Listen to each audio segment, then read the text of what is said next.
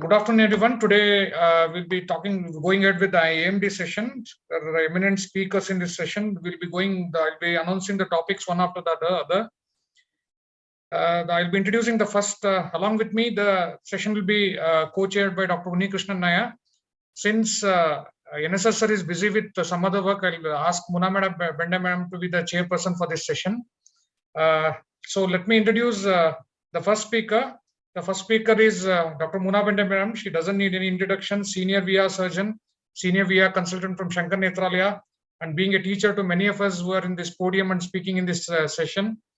Ma'am, I'll request you to give your keynote on current treatment strategies and the dosing regimens of the anti-VEGF in neovascular AMD. You can share your screen, start your talk, ma'am.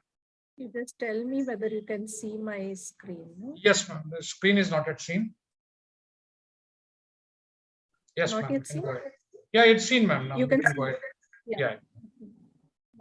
Thank you, Sunil, Unni, and the team from KOS for inviting me. Being a KOS member, I don't consider myself an outsider.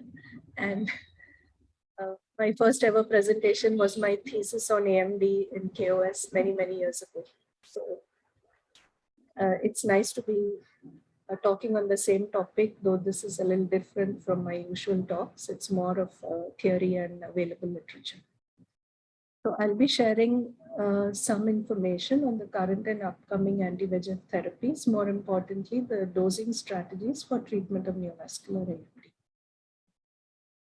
AMD. Before the year 1980, a diagnosis of neovascular AMD meant no treatment, rapid progressive visual loss.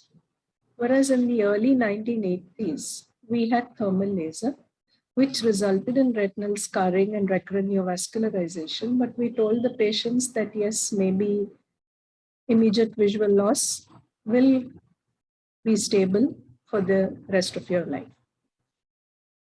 In the early 2000s, we developed photodynamic therapy, which slowed the progression of visual loss, but there was no visual acuity improvement in majority of patients. However, it was relatively safe, and we were all encouraged by the response. It wasn't until the year 2005 that we learned about anti-VEGF agents and how you could actually tell the patient that yes, your vision may improve with treatment. And this is a little schematic on probably the evolution of anti-VEGF agents and their role in AMD. The term angiogenesis was known as far back as 1787. And ophthalmology was probably one of the earliest specialties where antibiotics were used for management. 2004, we had pegamtinib, which is no longer useful, but it gave us hope. And then we had Avastin, which is still widely used all over the country. The first approval for anti-VEGF agents came in 2006 with ranibizumab. 5 years later, aflibercept, and more recently, 2019, brolucizumab for neovascular AMD. So we see that anti-VEGF agents have been taking great strides, both in terms of efficacy and approval for neovascular AMD. And this is just a small table, I'm not going into the details, telling us about the available agents right now, clinically available for management of neovascular AMD. Bevacizumab, probably the oldest and maybe even still the widest used medication in the world. Ranibizumab, which was one of the earliest FDA-approved agents with proven efficacy on a 1-monthly dosing. Aflibercept, which had the benefit of possibly 8-weekly dosing over time, and the newest anti-VEGF agent, brolucizumab, which could probably go up to every 12-week dosing as well. So what are the various dosing regimens? The fixed schedule dosing, every month or every 2 months. This is a proactive dosing where patients are treated at set intervals regardless of whether the lesion was active or not. And this was the basis of most of the pivotal anti-VEGF trials, most notably the Marina. However, we know it carries with it the burden of visits, the treatment risks of multiple treatments, as well as the cost. And these are the major studies which told us how effectively fixed dosing schedules were. The Marina and Anchor trial, which dealt with ranibizumab on a 4-weekly basis, and we see how the benefit is seen. You have a plus 6.6 letter gain compared to sham, where patients lost 14.9 letters. And in Anchor, you had a plus 10.7 letter gain compared to a loss of 9.8 compared with sham. And this was a 4-weekly dosing of ranibizumab.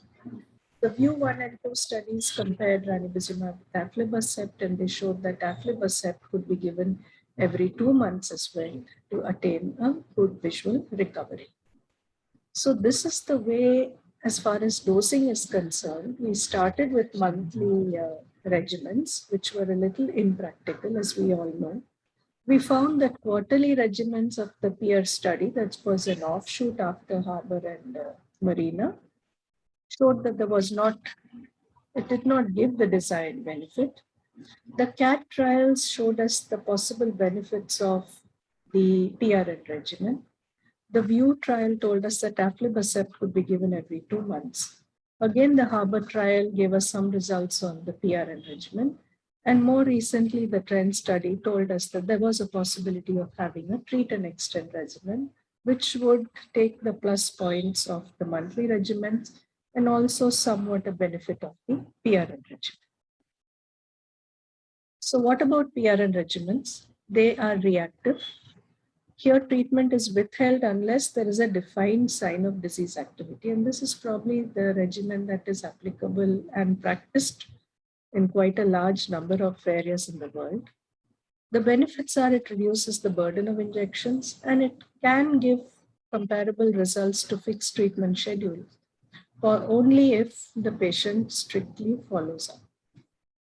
However, again, you have the burden of visits, detailed assessment at each visit because you have to decide on disease activity.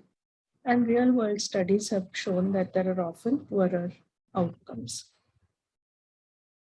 And this was an interesting paper that came in IOVS 2010, where a model was created, a flexible, individualized visual acuity guided regimen. A model of this which showed that after 3 initial injections, this individualized regimen could sustain visual improvement and could improve cost effectiveness and convenience and reduce drug administration associated risks. And this is a table, this is a figure from the article that gave us the total number of injections patient would require after the initial 3 doses. And you see the maximum number of injections are between 6 and 10. So based on this model, they propose that one could have a flexible treatment regimen in AMD. However, most studies have shown us that about 5.1 injections are required to maintain baseline vision in the first year of treatment. You need more than 8 injections to improve vision from baseline by more than 15 letters. And the mean gain in visual acuity per ranibizumab injection is about 0.66 letters.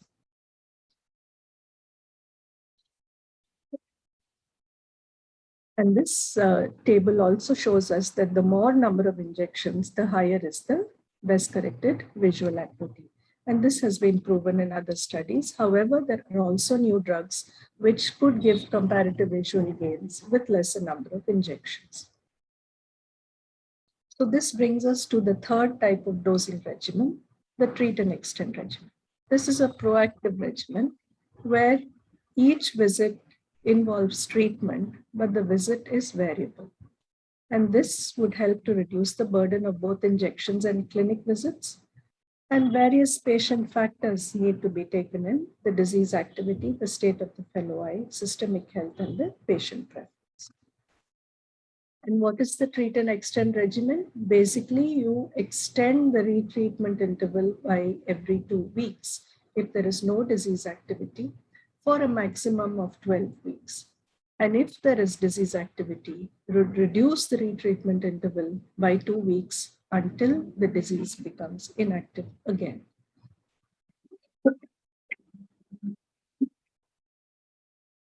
And more recently, a meta-analysis of real-world outcomes of intravitreal ranibizumab showed us again that the extent of visual recovery would depend again on the frequency of injections. So we are right now back to stage 1, where more injections, more visual gain. And this was another study which compared ranibizumab treat and extend with ranibizumab PRN, which showed that the visual acuity gains were better with the treat and extend regimen rather than the PRN regimen. PRN involved less number of injections.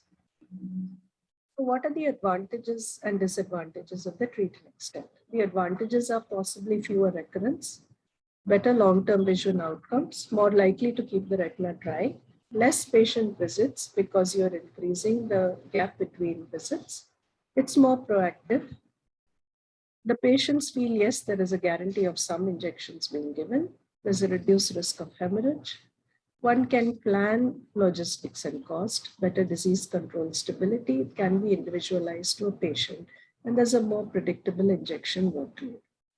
However, the main disadvantage many of us feel is that there is overtreatment, as we may inject eyes with dry retina and achieve no visual acuity change.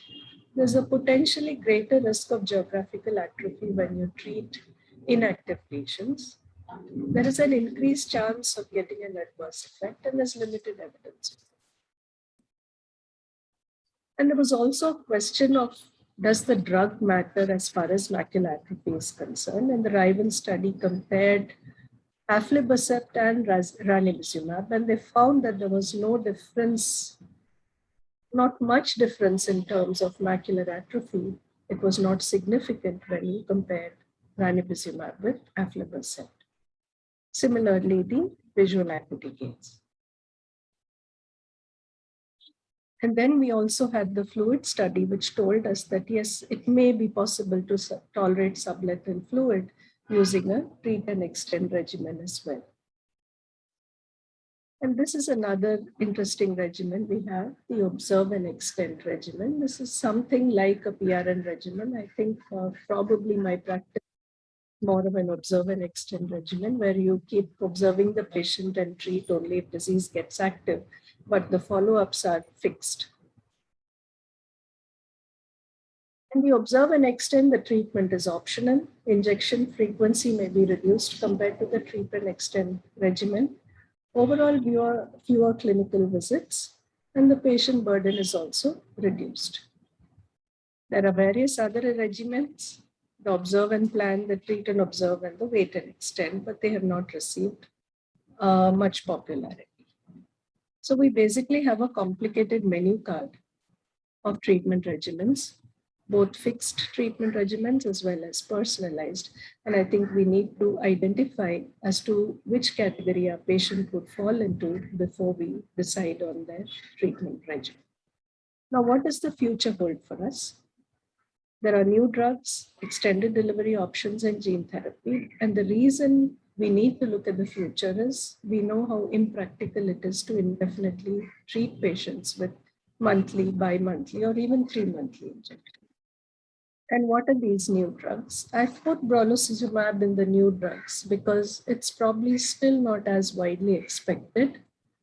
Though it came with the great promise of longer durability and better fluid resolution, I think many of us are concerned about its inflammatory profile. Similarly, abicipar, again believed to have a longer half-life than ranibizumab, non-inferior to ranibizumab in clinical trials, but again, a relatively high rate of ocular inflammation. And we also have the ranibizumab port delivery system, where most patients in the clinical trial could go almost 6 months without a medication refill after initial installation. However, this is not yet FDA approved. Now we know AMD is a multifactorial disease, and this is a little complicated and busy picture taken from retina today, but it tells us a lot about the various pathways where one could target drugs in the future of management of AMD. Most of our current available medications target the extracellular VEGF pathways, VEGFR1, VEGFR2, VEGFR3. And these drugs are the commonly understood pegaptinib, ranibizumab, bevacizumab, brolucizumab, our biosimilars, as well as aflibercept. These are the medications targeting extracellular VEGF pathways. Then we have the tyrosine kinase inhibitor pathways, and these are the various drugs under investigation as potential causes for AMD. We have the TIE2 activation pathways, where the drug faricimab is still under clinical trial. We have drugs that target the integrin pathways. These are again under investigation. And then, of course, gene therapy, which cannot be far behind, where you have drugs which can be, where therapeutic genes can be introduced into the body and they would modify the receptors, thereby allowing for prevention or treatment of AMD. Again, we have extended duration options like suprachoroidal injections, which are under the investigation. We have the ranibizumab port delivery system, which has already completed a few clinical trials from Genentech, and we have polymer extended release medications as well. So this is again a very busy picture, but it tells us the various routes that are under investigation. Of course, the most common, what we all practice, are the intravitreal injections. Topical administration of drugs have also been under study. Oral medications, intravenous infusions, subcutaneous infusions, implanted devices like the ranibizumab port system, suprachoroidal and subretinal injections mainly for gene therapy. So to conclude, the currently available anti-VEGF agents give us best visual results on a fixed dosing regimen as per the information available currently. We have multiple dosing options to provide individualized treatment, and this is likely to be the treatment of the future. But newer drugs, newer targets beyond VEGF, and newer delivery systems may minimize treatment burden and extend the duration of efficacy, and gene therapy definitely has promise for the future. Thank you very much for inviting me. Thank you, Mo, for the excellent overview of different treatment strategies, newer drugs, and other things and all. Uni, any comments? No, absolutely no comments. That was a great talk, ma'am. Just to, do we have any time for discussion now or afterwards? Yeah, we can take it up in the end also. After a couple of 2-3 talks, we'll go ahead with the discussion. I think that would be better rather than individual talks, I think. Okay. Okay. The second talk will be by Dr. Nathan Shetty. Dr. Nathan Shetty is a senior VR consultant from Manipal Hospital, and he is my teacher also, and he was a past consultant from Shankar Nethrology also. And he will be presented to us on OCT in dry AMD. And Usha, can you play his talk? He has uploaded his video. Yeah, please go ahead with it. Good afternoon. At the outset, I'd like to thank the organizers for having me here. This talk is on OCT in dry age-related macular degeneration. The advent of better retinal imaging technologies and better knowledge of the underlying disease process has led to a more deeper understanding of the fine structural changes occurring at the retinal, RP, and the choroidal level in dry AMD. OCT as an ideal tool to detect and monitor these structural changes. As retina specialists, we need to be aware of these newer findings and new terminologies being used. 2 new terminologies we keep reading in the newer publications. These include the CRORA and IRORA. CRORA stands for complete RP and outer retinal atrophy, akin to geographic atrophy.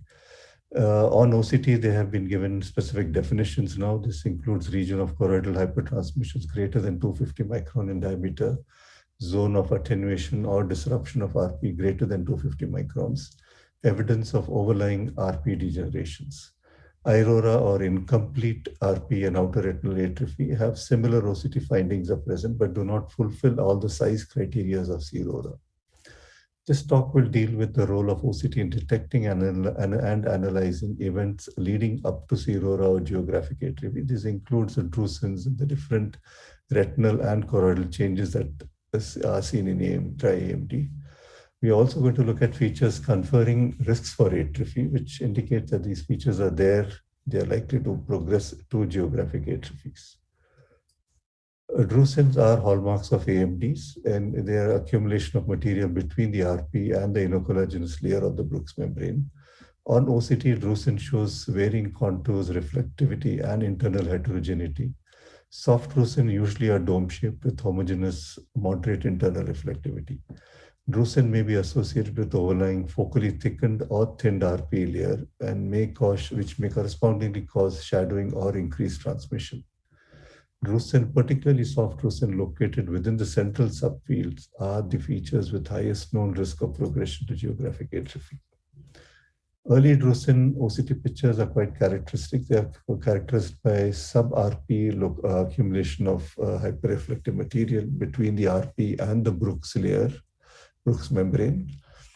In the early stages, the overlying ellipsoid zone and the external limiting membranes are usually intact, and there is no increased underlying choroidal transmission, suggesting that there's no RP atrophy as yet. As the dry AMD evolves, the Drosens may get confluent. You may get Drosinoid PEDs if it's large dome-shaped elevations. And these are a lot of times associated with overlying retinal layer changes. This could include disruption or loss of ellipsoid zone and the external limiting membrane, and even thinning of the outer nuclear layers. As the disease evolves, you see more choroidal and retinal changes. The reflectivity of the Drusen material may vary from patient to patient depending on the constitution of the Drusens.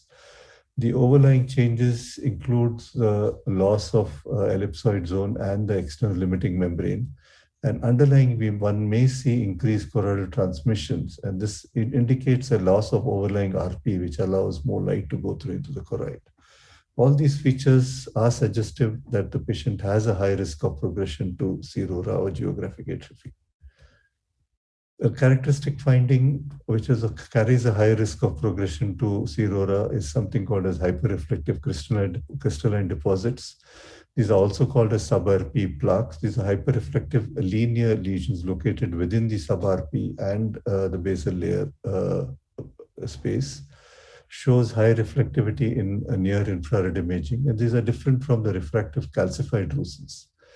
High hyperreflective crystalline deposit is thought to represent crystals of cholesterol monohydrate associated with fibrosis in the sub-RP space. Hyperreflective foci within the retina is very commonly seen in patients with Drosens in dry AMD. These are discrete, well-circumscribed punctate lesions in a single or cluster distribution that are of equal or greater reflectivity than that of the RPE. They are associated with progression from early to advanced AMD, and more numerous foci and more actual distribution across the neurosensory retina is associated with greater risk of progression to geographic atrophy. Drosens with hyporeflective cores are said to carry a more higher risk of subsequent atrophic changes. Vitelliform lesions developing in AMD is common. They should not be mistaken for subretinal fluid or wet AMD, and thus avoiding unnecessary anti-VEGF injections. One may also see a thickened outer photoreceptor segment layer. This suggests a delay in the outer photoreceptor disc phagocytosis by RP that occurs in AMD.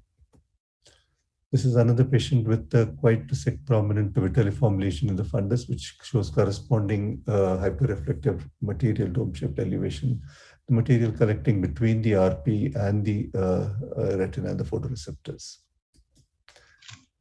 In AMD, there are two particular subtypes of Drosens one should be very conversant with. This is something called as Scuticular Drusen and Subretinal Drosinoid deposits. Cuticular Drosens were previously called basal laminar Drosens. They are extensive sub-RP Drosens. Nature-wise, these are very similar to the typical Drosens, but have a very characteristic FFA pattern, what is called as a starry sky pattern. On OCT, it can have different configuration. The common one is something called a sawtooth pattern of RP elevation. Cuticular Drosens have a high risk of progression to cirrhosis. This is a fellow eye of the same patient showing the similar RP pattern of sawtooth appearance. This is another patient with cuticular Drosens showing the characteristic starry sky pattern on FFA. It is quite pathognomonic for this condition. Vitelliform lesions are common with cuticular drusens, and again, they should not be mistaken for wet AMD. The second subtype of drusens which are seen is something called as subretinal drosinoid deposits. They were previously referred to as reticular pseudodrusens. They have a characteristic fundus phenotype where the drusens are usually in the upper half of the macula or nasal to the disc also. The drusen material characteristically collects over the RP. Typically, you see drusen material collecting under the RP between RP and books, but here you see it collecting above the RP, between the RP and the photoreceptors. They carry the same risks of progression, higher risk of progression to both CNVM and for geographic atrophies. This is the fellow eye of the same patient showing the characteristic subretinal drosinoid deposit. This slide highlights the difference between a typical drusen. The arrows here indicates the location of the RP layer. In the typical drusen, you have collection of material under the RP, whereas in the subretinal drosinoid deposits, the collection of material occurs over the RP. So OCT is quite helpful in differentiating these two types of drusen deposits. Geographic atrophy is the end stage of dry AMD. In the CRORA, we have already seen the definition of that. And there are multiple OCT findings which are there in this advanced stage. And the important finding is the outer plexiform layer and the inner nuclear layer, dipping down towards the RP layer. We call it the OPL and INL subsidence.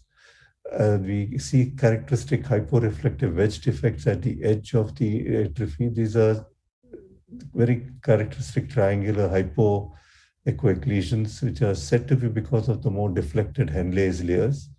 There is loss of RP, ellipsoid zone, and the external limiting membrane. There's an increased coronal transmission because of loss of overlying RPE. This is the fellow eye of the same patient showing very characteristic hyporeflective wedge defects in that eye. In conclusion, the understanding of OCT features of dry AMD helps in assessing the risk of progression to more advanced AMD. This knowledge is likely to help monitor progression of dry AMD, especially as new therapies for dry AMD evolves. Thank you very much. Thank you, sir, for the excellent view on different lesions seen in dry AMD and risk for progression based on the OCT. We'll finish the next talk and then we'll have a discussion. The next talk will be by Dr. Raju. Dr. Raju is a retinal surgeon from Bangalore. He did his training from RP Center and he runs his own hospital, Netraspandana Eye Hospital in Bangalore. Over to you, Raju, for your talk on OCT biomarkers in wet AMD. Raju? Yeah. Yeah, please go ahead with it. Very good afternoon. Thank you, KOS, for having me here, and thank you, Sunil, for making me a part of your program. My talk will be a continuation of your the previous talk by Dr. Nathan Shetty, sir. What is the role of OCT in wet AMD? The role of OCT would be in the diagnosis, to monitor and to guide the treatment, and also to prognosticate the cases. We all know that the patients with a large drusen or indistinct soft drusen, or if they have a large area of the macula that is covered with drusen, were likely to convert into a wet AMD. And it is in these patients we need to monitor on a regular basis so that we can pick up the diagnosis when they convert from a dry to a wet AMD. So what are the OCT findings that tell us that there is some kind of an activity which requires treatment? We may have to look at the macular thickness, the fluid, which could be intraretinal, subretinal, or it could be a PED. Then look at the CNVM itself and also the hemorrhage. As far as the macular thickness itself, independently, it doesn't give us any clue, but we need to correlate it with the clinical picture, whether there is a Drusen present, whether there's a subretinal fluid present, or an hemorrhage present. Coming to the types of the CNV, there are two types of CNV. One is type 1, which is located within the Bruch's membrane and the RPE, and this corresponds to the PED, while the type 2 CNVM is subretinal hyperreflective material, and this is an amorphous lesion that is of medium to high reflectivity and is located in the subretinal space, external to the retina, but internal to the RPE. Both these can be associated with either intraretinal and subretinal fluid. Coming to the fluid in wet AMD, again, the classification can be intra, sub, and pigment PED, and each of them can further be classified as follows. The intraretinal can be classified as exudative, or it could be degenerative cysts or cyst-like intraretinal, which are called as intraretinal tubulations. In the subretinal fluid, again, it could be a true fluid or the clefts, which represent chronic degenerative changes. As far as the PED is concerned, it could be serous, Drosinoid, and fibrovascular. If you have to differentiate between the exudative intraretinal cyst and the degenerative cyst, it is based on the response to the loading dose. An exudative intraretinal fluid would respond very well to the anti-VEGF injections, while degenerative cyst would not respond during the loading phase. We should also be aware of the retinal pseudocysts. These are seen in actually the atrophic AMD, and these correspond to the Mueller cell degeneration. And these should not be considered as a manifestation of activity, and these would not require any kind of treatment. The other finding is the outer retinal tubulations. These commonly appear in the cross-sectional areas in long-standing cases and look like intraretinal cysts, but they are not. These have a central hyporeflective and surrounded by a hyperreflective band. These are seen in the outer nuclear layer and represent a common neurodegenerative pathway. Again, this is not an indication to treat. Coming to the PEDs are classically defined as more than 350 microns. They are dome shaped. The important thing is to look at the reflectivity. The reflectivity will be homogeneous in case of a Drosinoid PED. However, when you are following up the cases, if this homogeneity converts into heterogeneous optical reflectivity, or if there is a presence of a SRF or a intraretinal fluid, this should increase the possibility of having a CNVM in such patients. As far as the difference between a serous and a fibrovascular PED is in the reflectivity that you see. The serous PED will have a very clear space, while in a fibrovascular PED, you will have the reflectivity. The fibrovascular PED will have irregular elevation of the RPE with non-uniform hyperreflectivity due to the presence of both serous and hemorrhagic components. And by definition, these are associated with the presence of CNV. One may have to look at also the presence of subretinal hemorrhage. In this case, the hemorrhage is between the RPE layer and the photoreceptor layer. Sometimes, however, you may find a combination of this. Here, an hemorrhage is below the RPE. And whenever you see something like this, you should try to see whether the PED, and whenever you see this, we should think of a PCV. The OCT also would help us to monitor the response to the treatment, and the hyperreflective foci which may be there may respond or reduce during the treatment. Other thing is, when we have a very large PED, during the anti-VEGF treatment, there's a chance of a rip, and the chances of having this kind of a rip is increased in patients who have a prechoroidal cleft. As far as the fluid is concerned, it's important to understand the clinical importance of the various types of fluid. If you have an intraretinal fluid, especially in the fovea, these patients have poor visual outcomes. Also, intraretinal fluid would require aggressive treatment. When it comes to subretinal fluid, this is associated with better visual outcomes regardless of the treatment regimen. And even with the PRN treatment, these patients do well. Also, patients who have a subretinal fluid, which is in smaller amount on OCT with no adverse effect on, will not have any adverse effect on visual outcome, and these can be tolerated. However, patients who have a refractory or a resistant fluid, especially subretinal, we can observe these patients without subjecting them to continuous anti-VEGF treatment. The treatment may need to be given only if there is a renewed fluid or a fluid increasing or a presence of a new intraretinal fluid that comes up in the follow-up. A recurrence of PED also indicates that there is a neovascular activation. As far as visual gain is concerned, at the start of the treatment, if there is a disruption of the photoreceptor layers or an extended length of the ellipsoid zone is disrupted, these patients have a poor prognosis. Also, a large extent of the type 1 CNVM and damage to the photoreceptor layer would be associated with a poor visual gain. These are the various OCT biomarkers which are there. This is very nicely given in this article. And what it tells is which biomarker and what is the role of that biomarker. If you have a vitreomacular traction, these patients would require more intravitreal injections. And as I told before, the subretinal fluid patients would have a better response to the treatment. So in conclusion, OCT biomarkers are suitable to predict the visual acuity in patients with neovascular AMD.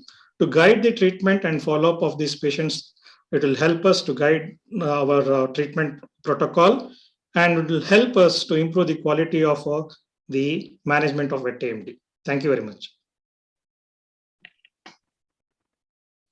Thank you, Raju, for that overview of the OCT lesions in Wet AMD. Let's take few questions regarding the first three talks, and then we'll be moving ahead with the further talks. Ma'am, I've got a question for you. Does the dosing, reducing the dosing and increasing the dose, for example, many articles are there on the half-dose regimen and the double-dose regimen. Does it make any difference in any of the scenarios or anything? I don't think any of them have shown to have any increased efficacy. Personally, I don't use any modification. Because I recently read an article where they, to reduce an RP rip, they reduce the aflibercept dosage by half of it quantitatively rather than the. Probably the only place where it has been proven to reduce the dose to be effective is probably for ROP. Okay, ma'am. And doubling the dose of like if I was using half dose aflibercept, I would give full dose ranibizumab. Okay. And other thing is using the double dose Avastin or bevacizumab in any particular cases or anything? I haven't increased the dose, but maybe I have come up to 3 weeks on something like ranibizumab. Ma'am, regarding the dry, regarding the second talk, any comments, ma'am, regarding the OCT in dry AMD? That was a very nice talk, and yes, we know now that different Drusen can suggest different patterns, such as the pseudo-Drusen or the reticular pattern can be a harbinger of RAP lesions, which are very difficult to treat. And probably a combination of Nitin's and Raju's talks. We have to learn to differentiate between a neovascular component on a PED and just pigmentary changes.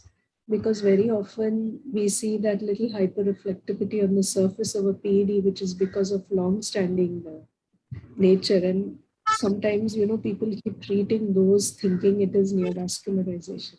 So I think that is very important differentiation point, because we know that giving injection in that situation is going to hasten atrophy. Any thoughts on OCT and neovascular AMD? Anything you want to highlight on that? No, I mean, that was fun. I'd like to ask ma'am a question. Essentially, how do you think, see, we are using PRN as a virtual, easier to follow regime, and we use TAE only after we know the patient is going to be very meticulous in his approach. Do you think OCTA, which do you think it would help more, in the PRN regime or in enforcing a TAE regime? Only rather than TNE, I would say that newer one of observe and extend will give us a better understanding. where you see the patient at that interval. And if you don't inject unless it's active, and then you keep injecting. But OCTA definitely will tell us, because a lesion apparently looking quiet and inactive. I think there are certain signs on the OCTA where you see at one edge the vessels are beginning to grow, and you know that that kind of patient is going to get worse with time. So I think OCTA as a predictor of recurrence is a very good thought, and I do use it nowadays. And any thoughts? Yeah, please go ahead, Uni. No.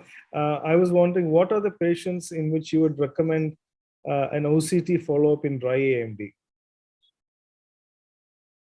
Dr. Nathan isn't here, so to Muna Madam, please. Yeah, I would recommend OCT follow-ups in patients with Drosinoid PEDs, patients with large serous pigment epithelial detachment. Definitely OCT for follow-up. Otherwise, I would just rely on a clinical photo. Okay.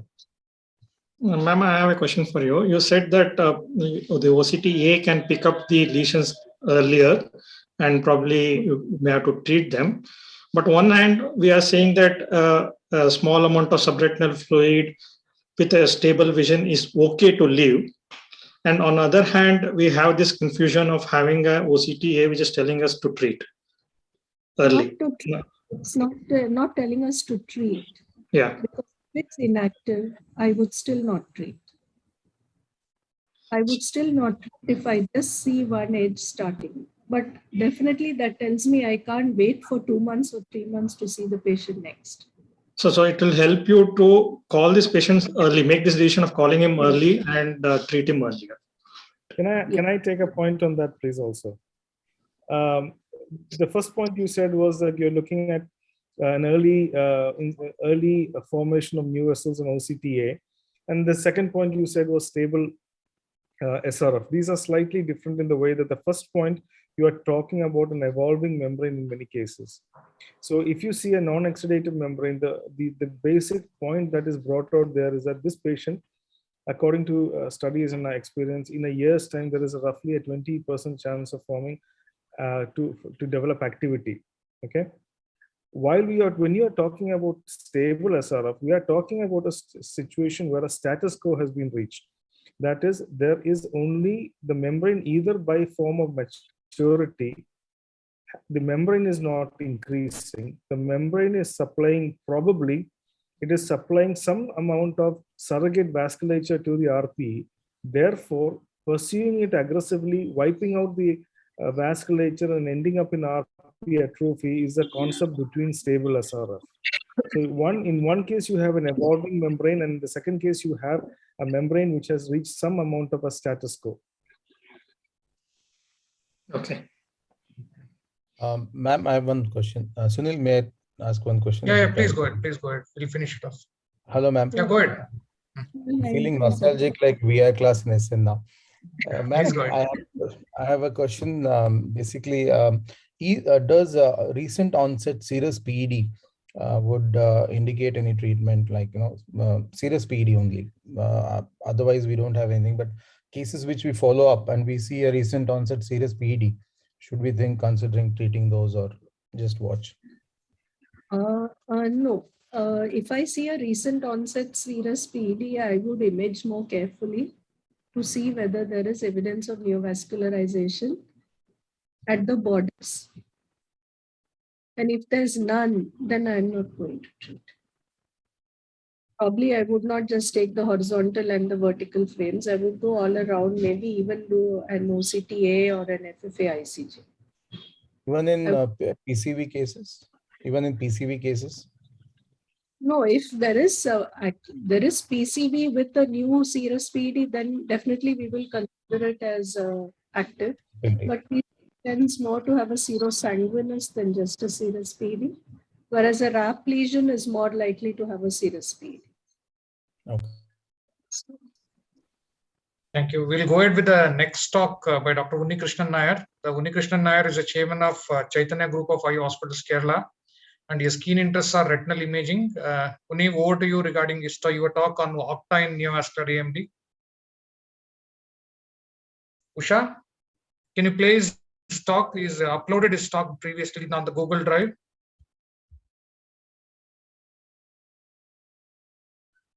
I'd like to thank the Karnataka Ophthalmic Society for the opportunity to present this talk, the clinical applications of OCT angiography in AMD. So in AMD, when we talk about the introduction of OCT angiography, we're not talking about how helpful it was in diagnosis, but also in treatment decisions to assess response to treatment, to prognosticate, and to probably modulate your treatment in the long term. So this is a very typical OCT showing you type 1 and type 2 membrane with a little bit of SRF. But the beauty of the OCT is that the exact morphology of the membrane can be made up of, as you can see in this patient. This is another example which you see on multicolored elevated areas correspond to fluid and RP elevation. And then here, this is the blood fluorescence you see on the autofluorescence. The infrared also shows you the dark areas of the area of SRF, which are playing very severely on the OCT. But it's the OCT angiography that beautifully delineates the membrane, as you can see, kind of a petalloid appearance in the center of all that activity. And this is a blow up of that.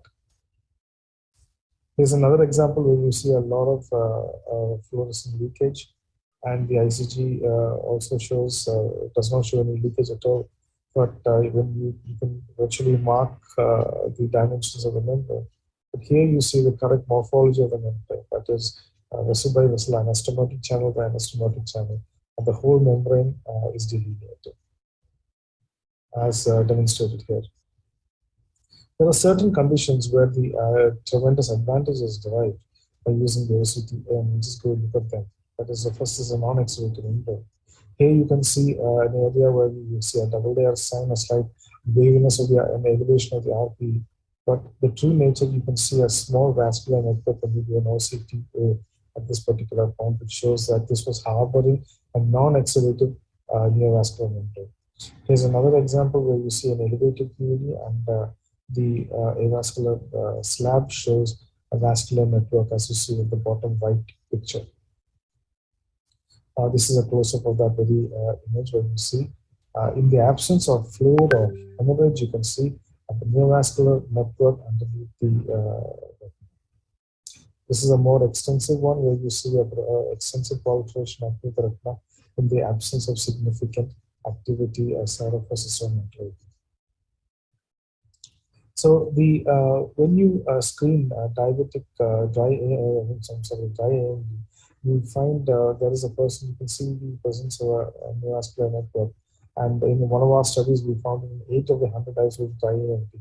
And in a 1 year period, 18% of this proceeded towards full-fledged exudative AMD ICC in this patient. This is a picture which is taken a year apart. You can initially see the parts of the vascular membrane which have grown in size and the presence of subretinal fluid, which has appeared later. In the presence of RP, any dye-based angiography becomes a bit difficult to interpret. And this is what I would like to show you. Here you can see some subretinal fluid and you can see the variations of retina. The dye-based angiography does not show you any clear picture because of extensive areas where there is window defect, hypertransmission, and also hyperpigmentation. But this is what you see on the OCT angiography, a well-delineated network. So in the presence of extensive RP atrophy, OCTA has its advantages to delineate and identify and show up membranes, as you can see here. Response to treatment is something that I feel the OCT angiography has tremendously contributed. Here you can see this extensive membrane with large, thick filamentous parts and parts which have small anastomotic interconnecting channels. This is how the membrane looks, and over time you can see with anti-VEGF the membrane regresses and you see only the large filamentous ones. But over time you can see the smaller anastomotic channels reforming at the edge of the membrane, which probably shows this is a regrowth or a recurrence of the CMV. So in assessing treatment response, why is OCT angiography so good? Because you can repeat it as often as possible. It will show you the regrowth of small and anastomotic channels. You can even do a treat and extend based on repetitive OCT angiography because it will tell you when the CNV has escaped from the control of the anti-VEGF. It can even help in PRN membranes, but I think the beauty is going to be how to integrate an OCTA-based treat and extend regime. This is an interesting case where you see it's a virtually normal looking angiography, both FA and ICG. But here, when you do an OCT angiography, at the edge of the OCT angiography, you can see a membrane popping up. And this was virtually missed on the dye-based angiography. It presented with the small pocket of fluid at that. Identification of vascular nets. If you look at this, you can see a definite polypoidal polyp seen on the ICG angiography. But the beauty of this is that when you do an OCT angiography, you see all the interconnecting channels connecting these polypoidal lesions, as you see here. A beautiful branching neovascular network, as it is called now, BMNs. Here's another example where you see polyps which are close, lesions which are close to the fovea, but what is not seen and beautifully seen is that the neovascular complex starts from within on the papillomacular bundle, extending to the temporal sides and thus feeding the polyps. Here's another example where you see at the area of the elevated RPE, you see branching neovascular network underneath the retina. Mactal CNVM. So it is important because it's a very crucial point which shows you when a non-proliferative mactal becomes a proliferative mactal. Here you can see a little blood which indicates it's proliferative, but you can see on dye-based angiography you can see a lot of bleeding, and amongst this it may be hard to find out which is the neovascular net, but here you can see the neovascular net shown very clearly on the OCT angiography. Here's another example. You see a lot of scarring, a lot of bleeding, a lot of leakage on the ICG and the FFA angiography, but a very clear, distinct neovascular network on the OCT angiography, as you can see here. I'd like to deal with two things. That is, the OCT, is it the real deal in a real clinical setting? That is when you want to assess the membranes in CNVM and how it fares in PCV. So this is a study of 330 eyes in which we did, which included Dry Age, Wet Amd, and PCV. The basic thing is that the Octa revealed 4 types of membranes. That is, a vesicular pattern, a C-fan appearance, filamentous patterns, and an ill-defined pattern. What we discovered, or what we found out on the menu, there was another 5th pattern called a fishnet pattern. So these are the typical examples of a lacy wheel pattern, a medusa pattern, which radiates from the center, a C-fan pattern in which there's a feeder or it starts and originates from one side, and a fish network is a very dense pattern, which the fishnets are not usually seen in any other angiographic patterns. But what is important is that the treatment response, there was a very poor treatment response to this particular fishnet pattern. And the best response happened in the lacy wheel pattern. If you can see, this is what our study said, is that post-injection, the size of the membrane increased in the fishnet type of networks. This is an example how you can use angiography, OCT angiography, where you can see the small anastomotic channels and some of the main trunks have disappeared. This is a good anatomical response. And this is an example of a poor anatomical response, that after the anti-VEGF, the area covered by the OCTA vascular network has increased. In PCV, this is quite an interesting slide in which you can see that if you compare the blue is what we say polyp detection and the orange is deviant detection. Deviants are better detected by OCT and polyps are better detected by structural on-fast OCT as compared to OCTA. That is because the polyps may not harbor sufficient blood flow to be picked up. Here you can see the different modalities in which you can see that the polyps are well delineated by in-fast imaging and on ICG. However, the branching vascular network is well defined, well seen on the OCT angiography. Here's an example of the branching neovascular network regressing after treatment with anti-VEGF. However, segmentation defects, as you see in this artifacts, as you see in this patient, affects the imaging of vascular network. Is the OCTA reporting reliable? It's a question on everybody's mind. Automated avascular slabs are better than the cardiac activity slab, and that is what we also found. But segmentation artifacts really can affect up to 40%, especially when the RP contour is altered tremendously as in PCV. The advantages, as I said, in certain conditions, the diagnostic advantages are brought out. There are limitations when there are RP contour changes and when there's blockage. The prognosis is excellent, evaluation is excellent because you can see treatment response in the nature of the vascular events, and you can base an entire treatment strategy based on the reappearance of vascular recurrence. So to summarize, OCTA shows certain types of neovascular networks based on which you can do prognostication. It's excellent for the detection of BVN in PCV. It is very useful in detecting non-exudative CNVs when you're monitoring dry AMD, and it is an excellent follow-up tool for treatment monitoring. So has it modified our practice? Yes, to identify non-exudative BVNs, to delineate BVNs in treatment monitoring, and to discover variants that have poor response to treatment. So thank you for patiently listening, and I hope this has been informative for you.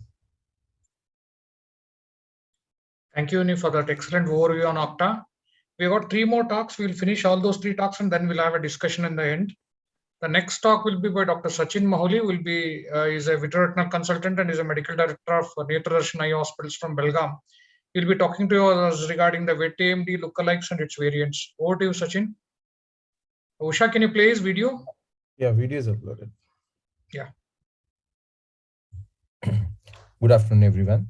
At the outset, I would like to congratulate Team COSCON and Dr. Ellen Kumar for having arranged a wonderful virtual meeting. The topic which I'll be discussing today is a Wet Amd variant and look-alikes. So these are the clinical pictures when we see a patient makes us think, are we really dealing with an AMD? A lot of patients present with a subretinal hemorrhage and exudation. Not every case with a hemorrhage and exudation would be an AMD. So let's discuss some DDs, differential diagnosis of wet AMD. The first and most topic which comes to my mind is a PCV and adult onset vitiliform dystrophy, CSR, pachychoroid vasculopathy, neovasculopathies, idiopathic CNV, myopic CNVMs, vitreomacular traction syndromes, and macular telangiectasias, and many more. So we'll take one by one very briefly. PCV is of late been diagnosed very commonly because of multimodal imaging. The epidemiology of PCV is pretty high in Asian countries, more so in Japanese and Chinese, and so does India. What exactly is a PCV? Generally, it is recognized as a subtype of AMD, which again right now is a controversy, or they also want to include it as a pachychoroid spectrum disease. Usually we see orange-red subretinal nodules, which is caused due to hyalinized choroidal vessels, causing serosanguinous maculopathy either with a hemorrhage or a PD, large PD, which can spontaneously present with a submacular hemorrhage. So these are the clinical pictures of a same patient wherein we have 2 different types of PCV lesions, wherein in the right you can see there is a orangish lesion here, elevated lesion, which is causing exudative maculopathy. In the other eye, it's causing a subtle subretinal hemorrhage. So the natural course of the disease is basically 50% of the cases will have a spontaneous regression of these polyps. 50% of the case persist leaking, and they have recurrent bleed, and they usually have a poor visual outcome. Diagnosis of PCV is basically by ICG and multimodal imaging. The clinical types are it could be a quiescent stage, or it could be exudative, or it could be a hemorrhagic type of PCV. ICG is considered as a gold standard for diagnosing PCV. Basically, PCV primarily involves the inner choroidal vasculature, so therefore it's better visualized by ICGA rather than an FFA. So widely accepted criteria for clinically for PCV, diagnosing PCV are like presence of a BVN on ICG, pulsating polyps, nodular appearance when viewed stereoscopically, presence of a hyperfluorescent halo, orange subnodule on a color photograph associated with a submacular hemorrhage. Various subtypes of PCV have been described, like PCV type A, type B, and type C, based on the branch vascular network or interconnecting channels. OCT features of PCV are very classical and sometimes be very diagnostic. Basically, like thumb-like polyps with the sharp edges, It could have a double layer sign of the RP, and there could be a high reflective layer underneath. The picture which you're seeing here is a triple layer sign, and these are string of pearl appearances within the area of PED.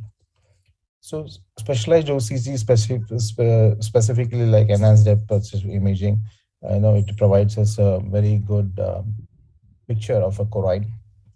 Newer successful is OCTs improves visualization of the deeper tissues for a better characterization of the vascular structure of the choroid.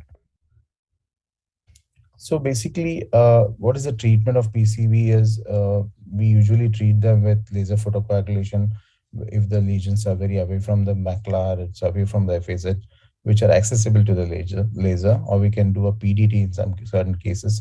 Anti-VEGFs have taken a major role in treating a lot of these PCVs as a first-line treatment, and most of these anti-VEGFs are really working well and giving good results. Combination therapy, of course, either with PDT or anti-VEGF therapy based on the response to the treatment. The other disease which could be a DD for Wet Amd is adult onset vitelliform dystrophy. It's a rare pattern dystrophy of the retina, commonly misdiagnosed as AMD. Clinical clue here is, typical presentation of vitelliform lesion is around as a round collection of a liposuction material, which is subretinal deposit, and can resemble a fluid of a choroidal vascular membrane, but there is never associated with the blood. So imaging and imaging does help in these cases. Like basically, if you see a OCT, the picture which I showed here, if you see a OCT, it shows a lot of debris and a dome-shaped lesion, and it is usually not associated with any form of hemorrhage. Treatment basically is, subretinal fluid can appear. Treatment basically, there is no role of anti-VEGFs in these cases. So it basically has to be watched carefully for secondary CNVMs. Central serous retinopathy is one more condition which can mimic AMD in certain cases.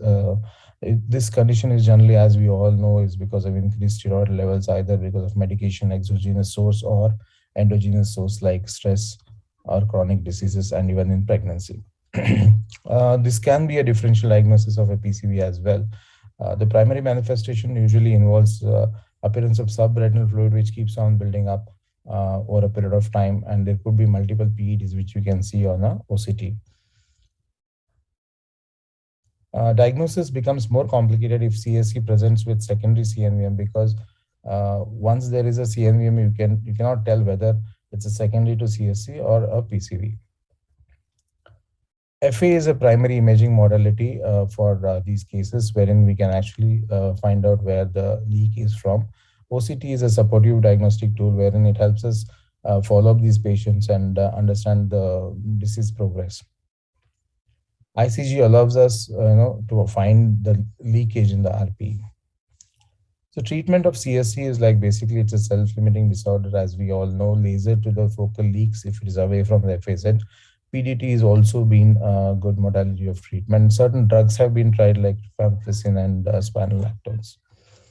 Pachychoroid neovasculopathy is a newer defined entity spectrum of disease which presents with RP alterations, and there are no Drusen, and is usually seen in a younger age group of patients. OCT with enhanced depth perception also shows the increased choroidal thickness. The treatment in such cases is basically only if there's an exudation, we can think of giving an anti-VEGF, or a PDT can also be thought of. The other TD is idiopathic CNVM, which occurs usually in young patients. There's absent features of AMD. Diagnostic modality is commonly very well picked up on an angiogram or an OCT. This type of CNVs respond well to anti-VEGF treatment and usually requires lesser injection compared to the AMD. Again, myopic CNVMs will definitely have be a differentials in for Wet AMD. But the pictures of clinically, it's very classical to see a myopic fundus. You cannot miss those lacquer cracks, phosphofuge spots, and imaging modalities like enhanced depth perception, OCT, and FA usually gives us a very clear picture of a myopic CNVM. And usually these also are the membranes which respond quite well to anti-VEGF therapy and requires lesser injection as compared to AMD. Vitromacular traction is a syndrome wherein which can mimic an AMD because it's a diagnosis is by OCT, and clinically it is not very clearly seen sometimes. Only thing what you see in clinically is like some cystic spaces, shattic retina, or sometimes you feel that there is an SRF. Most of these cases would require a surgical intervention, and usually most of these, if they are picked in an early stage, they do well and the prognosis is quite good. Macular telangiectasia again is a important differential diagnosis for wet AMD, which usually presents either bilaterally or unilaterally. OCT shows in this cases like lamellar defects, and there could be underlying tissue loss because it's a very chronic disease. Fundus fluorescein angiography reveals that capillary dilatation and parafoveal pattern, favoring temporal fovea. You can see those leakages typically as seen in this picture, and can be very definitive of macular telangiectasia. Usually these cases are very, very asymptomatic and does not require any treatment unless there is a secondary CNVM which is started developing with the telangiectatic diseases. Other diseases which can mimic wet AMD are a macular TRVO, macular tributary vein occlusion. A small branch of retinal vein occlusion can also present with a lot of cystoid edema and hemorrhages around, which can mimic a wet AMD. Macular microaneurysms also can cause exudation and hemorrhages. Angioid stick, some can. You should always think because it can also present as a CNVM in the macular area. So these are the basic DDs which I wanted to discuss with you all. So thank you very much for your patient hearing. Thank you, Sachin.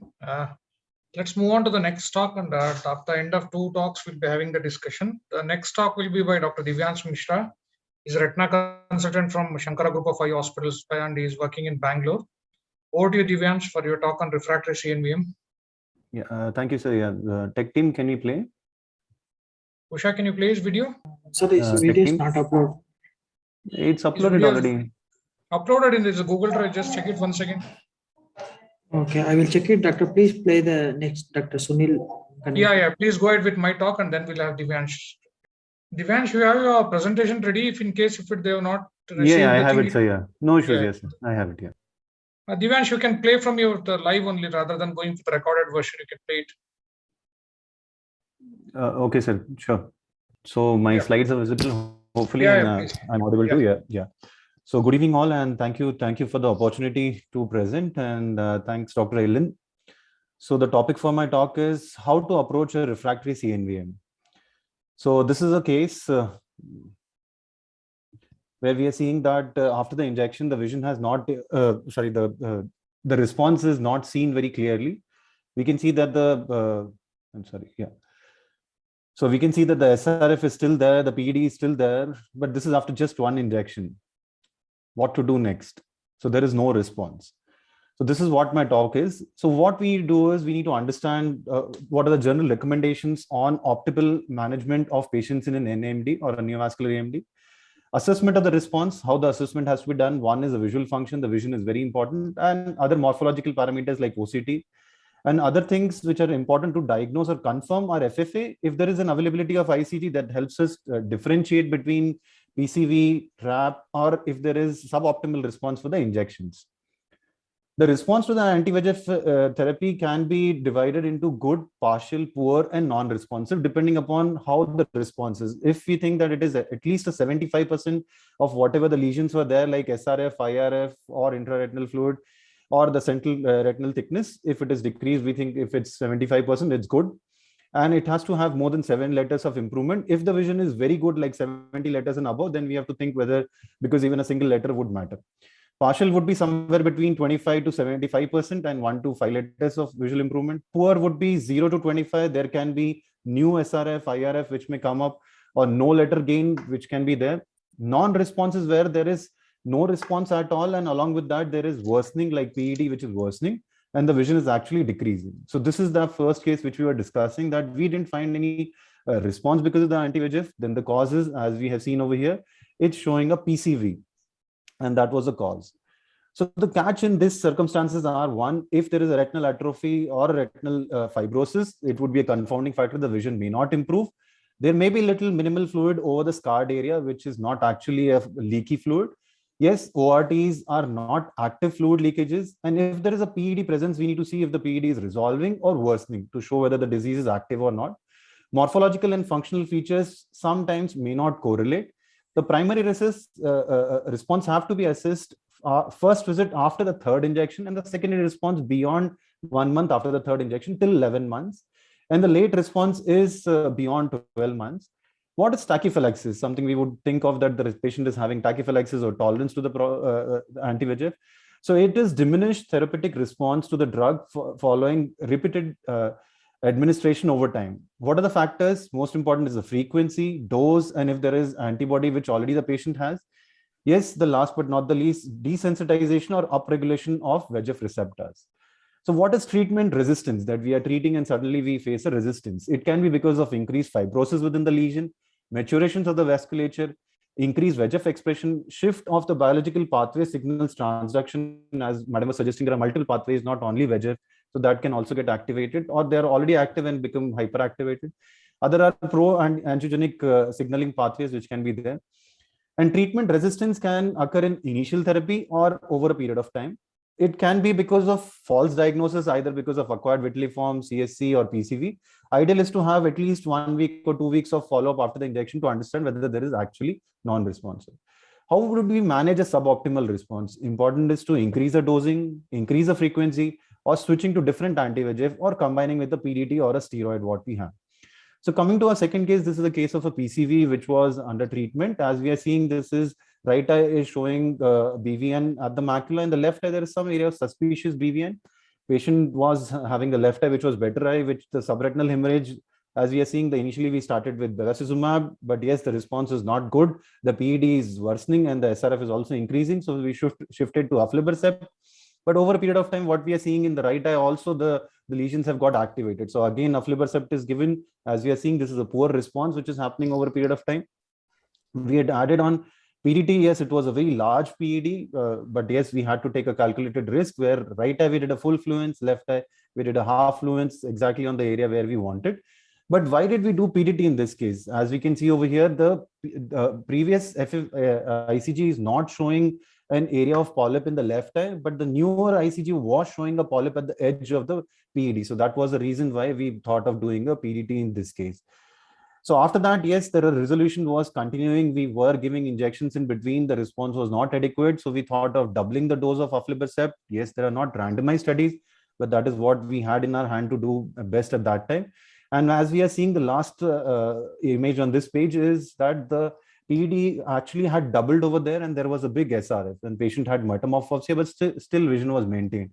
So under close follow-up, we gave the double dose.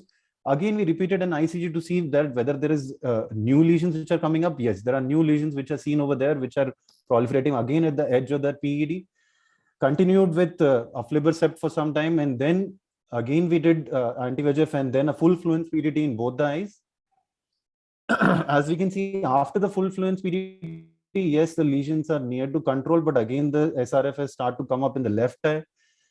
Again, we had discussed with the patients and tried to give him double dose. Again, there were some recurrences in between, some relapses. Then right now, the availability of brolucizumab has helped us to have this under control, and SRF is also under control. So point to learn in this case is a significant change in morphology. If you feel, then a repeat FFA ICG should be done. If it's a frequent recurrent management, then probably shorter interval of anti-VEGF or an adjuvant like PDT or double dosing of an anti-VEGF or shift to another drug is required. So this is a clear-cut case where we tried to do and treat and extend in this case, which responded very well. As we are seeing at the end of 12 weeks regime, we were completely dry fovea with vision also better. And but because of the COVID, there was a relapse. So we thought whether the relapse is because the patient didn't come for this thing or the disease has worsened. And as we are seeing, we had persisted with the same molecule, but yes, after 14 weeks of treat and extend regime, the vision is maintained. And Octa also is showing that the whatever the network was there has resolved, but yes, there are some residual network which are still persistent. So point to learn in this case, persistent with a single drug sometimes work, and suboptimal secondary delayed response can be because of relapse or compliance issues in this present era of COVID, where people do not want to travel much, probably due to the mature neovascular network or fibrosis or tachyphylaxis. So this is one very interesting case where after 3 anti-VEGFs, the lesion didn't respond at all. It's like the status quo, like how it was before, it is right now after the injection. What to do? Important is to reassess. What to reassess is to first evaluate the color photo, where we can see that there is some kind of hyperreflectivity with one of the blood vessels entering into it. There is a large PED with a sign where there is some hyperreflectivity entering from the choroid or in the sub-PED area into the retinal area. And the FFICG is very clearly showing that it is a type 3 kind of MNV, something which is called as a RAB, or retinal angiomatosis proliferans. And Octa is also able to show the deeper network and the blood vessels which are going into the choroid. And as we can see with the anti-VEGF, yes, it didn't respond. Then we switched, in this case, we added dexamethasone because there were hyperreflective dots also in this case and hard exudates. So we thought steroids would work. And as we are seeing after steroids, it gave us good results. And then we repeated for the second time also. And this kind of response was seen also in the Octa, where the network was resolved. So learning point in this, non-responsive cases, revisit all the investigations which you have done. It can be a type 3 MNV, combination works. This is a case where we are injecting bevacizumab, but yes, over a period of time, we feel the response is not adequate. So it's not like no response, it's a partial response where, yes, it is resolving, but it's still not clear completely what to do. So as we were discussing Octa came to help in this case. So after this bevacizumab injections, as we are seeing, the network is always seen, and it is similar thickness in all the Octas which we are seeing even after the 3 injections. So we thought of switching. So once we switched on to this, then the macula became completely dry, vision also improved, and the Octa is also showing that the lesion has significantly restricted to itself. Yes, it's not completely obliterated, but it's significantly better than the before. So in this, the learning point is that there is secondary or non-responsive cases, we can switch to another molecule, and Octa comes to help in this decision making, where we can see the MNV or the network for the regression.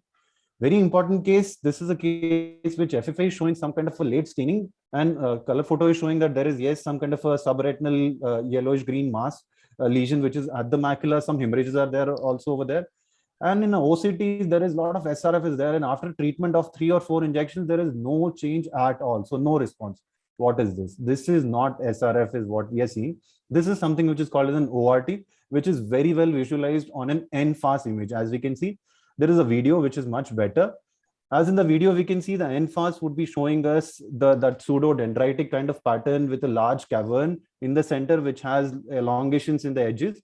And that can be very well visualized in the NFAS and a B scan. As you can see, the multiple ORTs coalesce to form a giant ORT, and then it has multiple offsprings out of it. Learning point, yes, revisit your investigation. There is little spell errors in this. Okay, ORTs need not to be treated. This is a case where the injection was given because there was intraretinal fluid, subretinal fluid, PEDs were there. Yes, this case was not a CNVM, but something which is called as a peripapillary pachychoroid, which is usually poorly responsive to most of the heart treatment. Again, one more important case where scarred CNVMs, if we have, such patients do not have active fluid, but yes, because of the scarring and loss of RP, the fluid doesn't get absorbed outside. So these cases also need not be treated. So the take-home message for the refractive CNV is look for signs of resolution, early or late, morphological and functional. Characterize the response like either in primary or secondary level. It is good, fair, partial, or no response. Reassess the case if suboptimal responses there. Review all the investigations which you have. And the treatment options are frequent dosing, increased dose, change of drug, adjuvants, PDT, steroids, TTT, or laser. Tachyphylaxis and resistance should also be considered in mind. Thank you. Thank you again. Well-documented cases, Divyanshu. Nice talk. Vishal, Vishal, can you play my video? Yeah, doctor. Yeah, please play the video. Good afternoon, everyone. Today I will be talking to you regarding the retinochoroidal grafts for the advanced AMD. Retinochoroidal grafts are usually considered for end-stage exudative AMD associated with fibrosis and extensive RP atrophy. Submacular surgery clinical trials have shown us that just excision of the subretinal choroidal neovascular membrane did not result in better visual outcomes. So there is a need for graft along with the removal of the choroidal neovascular membrane. Autologous transplantation of the RP and choroid did not provide much improvement because as we know that AMD is also associated with outer retinal damage. So one need to consider the neurosensory graft also along with the RP and choroidal graft. Addition of neurosensory free graft helps in restoration of the outer retinal layers as well as the improvement in visual outcome. So rationale of retinocoronal graft is basically transporting an autologous triple layer neurosensory RP and choroidal from the periphery onto the under the macula. For the ideal patients for the graft, the patient would have had a maximum medical line of treatment in the form of multiple anti-VEGF injections run before the 1 year preceding the surgery. So I should have taken maximum anti-VEGF injections. For better outcome, consider the patient who had a very recent loss of vision independent of the type of membrane and independent of RP atrophy. The grafts can be either placed subretinally, intraretinally, or preretinally when there is a concurrent macular hole associated with advanced AMD.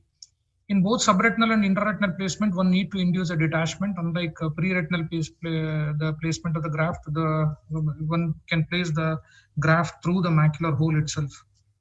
Size of the choroidal free graft should be at least 3 to 4 disc diameter large. The retinal free graft should not be more than 0.5 diameter larger than the size of the macular when it is present to allow appropriate handling and position of the graft.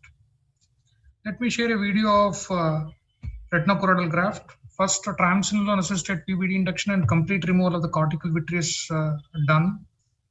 You should ensure that the complete vitrectomy is done before you do any maneuvers. Then subretinal injection of balanced salt solution is done using a 41 gauge needle to induce a temporal retinal detachment. Once you induce the bullous detachment, you should create a temporal 200-degree retinotomy for getting access to the subretinal space. The temporal retina is folded and on the nasal retina to access to the subretinal space. You can see the choroidal neovascular membrane and you should remove the membrane. There will be ooze from the choroid and try to cauterize gently as possible because you should not damage the choroid, excessively damage the choroid. To a gentle diathermy being done to stop the bleeding. Once you have done that and you are sure that all the bleeders have been stopped, mark a temporal harvest site for the choroidal graft outlined by a diathermy. So to avoid the bleed from the choroid, choose a proper sized harvest area depending upon the size of the graft which you have planned. Full thickness flap of the choroid, choriocapillaries, Brooks membrane and RP removed from the scissors using the sclera using the scissors. The choroid RP graft is pulled into the subfoveal area under the perflow under PFCL. So place it on the subfoveal area. This is an RP choroid graft which is being placed. Try to aspirate, then you create an iatrogenic macular hole in the macular area because there will be extensive damage of the outer retinal layers here. You created a macular hole here for the placement of the neurosensory retina. From the adjacent area, take a graft of the neurosensory retina, full thickness neurosensory retinal graft is being created. Make sure that one of the edges of the retinal graft should be kept intact so that you should not lose the orientation of the retina when you're placing it over the retina RP choroidal graft. Once you've done that, you need to take out the subretinal PFCL and put it on the epiretinal or on the retinal surface. Put an additional puff so the retina flattens out very well.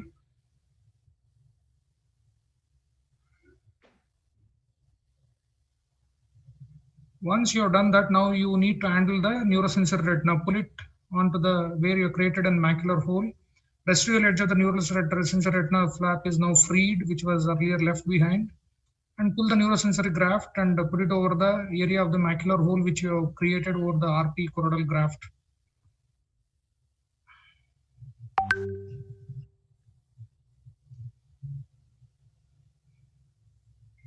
Once you have done that, it's preferable to do a direct gentle diathermy also should be done to the neurosensory retinal flap at the harvest site to prevent further use.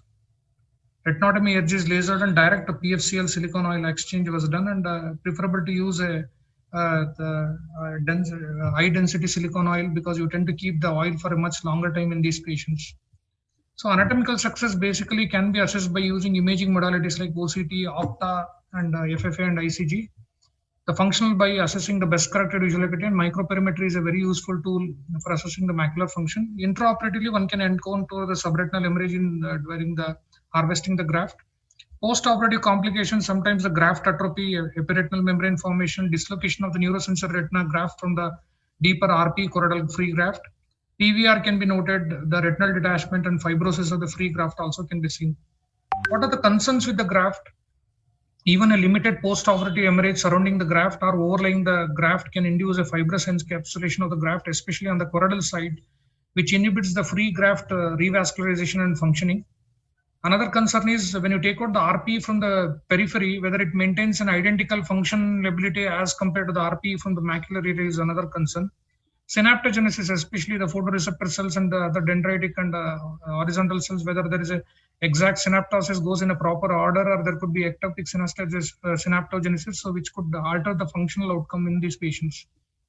Revascularization of the graft usually leads to reorganization of the especially the choroidal vessels. The choroidal channels of the graft from the graft connects with the recipient choroidal bed. Vascularized choroidal vessels usually of the graft run parallel to one another, unlike normally appearing radially oriented choroidal vascular system which is present in the macula. During CNVM removal, one should be very careful not to damage too much to the choroid, and the other thing is dimension of the graft should be as large as possible so that to connect to an area of preserved choroid for better vascularization. Post-graft surgery, usually the fluid resolves very fast. As early as 1 week to 10 days, disappearance of intraretinal fluid is noted. Best corrected visual acuity improves subjectively. Revascularization can be confirmed by FFA and ICG. The dynamic ICG shows vessels at the margins of the free graft. The feeder vessels also can be detected by the imaging modalities. Retinal graft doesn't show any neovascularization. Octa shows that the choroidal graft is very well seen in the deeper layers at the outer level of outer retina and the choriocapillaries, as shown by this yellow arrow. The superficial and deep retinal vascular seems to be grossly preserved in the area of virginal overlying the neurosensory retina. These are the white areas in the area of retinal graft. However, the scan is limited by the artifacts and segmentation errors. Post-graft OCT clearly shows that the subretinal retinal free graft well integrates with the host retina, and you can see the clear hyperreflective line which is shown by the yellow arrow. Edges of the free graft can be very well made out. Sometimes the perfused choroidal vessels also can be made out on the OCT in the graft area. The post-graft surgery, there is an increase in retinal sensitivity with improvement in best corrected visual acuity is shown with the microperimetry. There will be subjective reduction of scotoma. The possibility of autologous neural sensory transplant to maintain retinal function can be demonstrated by microperimetry.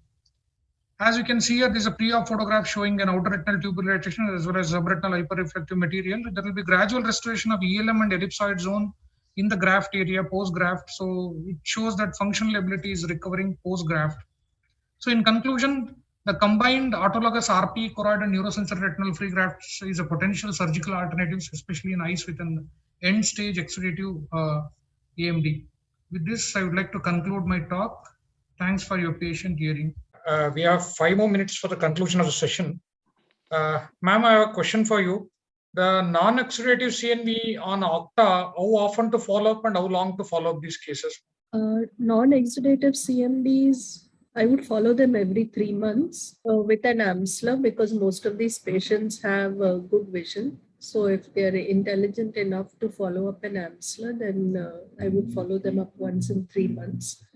Many times this is the fellow eye of a patient on treatment. So it's quite easy for you to follow them up because they're coming to see you monthly anyway. And we image both eyes on everything. Any thoughts on refractory? Any questions? Yeah, please go ahead. Yeah, I had a question for Divyansh. Divyansh, what exactly do you mean by double dose aflibercept? So rather than injecting 0.05, I've injected 0.07, 0.08 like that. But it's so from a single vial only, the same thing. From a single file. Yeah, yes, sir. Yes. Sir. Yeah. Okay. But usually most of us would be giving the full injection. You try to reduce that and give when you're giving regularly? Means Eylea usually comes at least 1.2 around. So we can, means I think 1.5 to 1.6 it comes. 1.2 approximately. Yeah. So means I think around. Eylea is the one drug which has lots of medication in it. Yes, ma'am. Yes. You feel bad pushing out the excess drugs. Now, since that So now since that ILIA for you has started, I think initially we were doing was we were like fractionating and people, because we have the non-paying side also.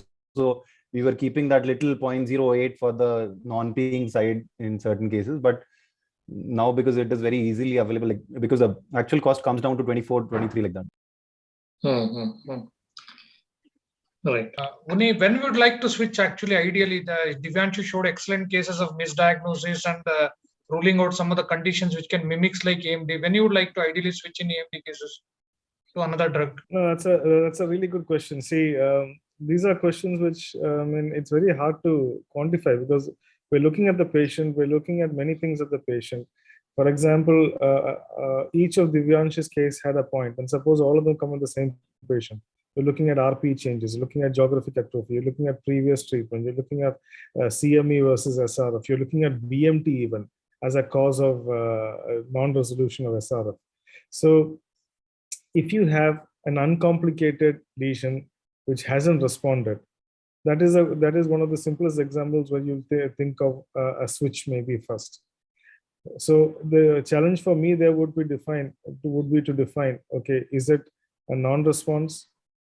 If it showed a response, and then when do you label it as tolerance or tachyphylaxis, or is it a treatment failure? You have these three basic concepts to deal with over there. Switching, regarding switching, before ILIA came in, I was against switching because I had a feeling that all of these form under the same group. When aflibercept actually came, you actually have a different mechanism of action drug. Rather than saying this is a larger monoclonal or a smaller monoclonal, we actually had a drug which had a different mechanism as compared to the other two. So switching makes more sense now, is what I'd like to say. Many last comments on Answer as vaguely as possible. Yeah. Okay, we are running out of time, so I would like to thank all the speakers for the participation in this AMD session of the virtual COSCON conference. Thank you, ma'am, once again for the participation, and I thank once again all the speakers.